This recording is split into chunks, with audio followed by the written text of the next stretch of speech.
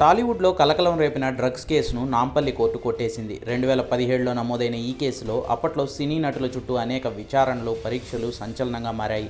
అయితే నమోదైన 12 కేసుల్లో ఫోరెన్సిక్ రిపోర్టులను పరిశీలించిన నాంపల్లి కోర్టు రిపోర్ట్ల ఆధారంగా 6 కేసులను కొట్టివేస్తున్నట్లు తీర్పిచ్చింది.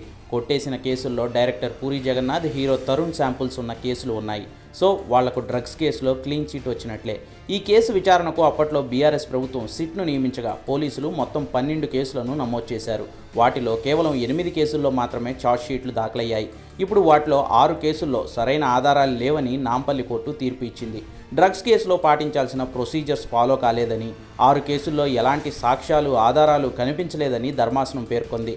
హీరో తరుణ్, డైరెక్టర్ పూరి జగన్నాథుల నుంచి గోళ్లు, వెంట్రుకల నమూనాలు తీసుకున్న వారి శరీరాల్లో ఎలాంటి డ్రగ్స్ ఆనవాళ్లు లభించలేదని రిపోర్ట్ రావడంతో ఈ 6 కేసుల్లో ఆయా నటులకు ఊరట లభించింది.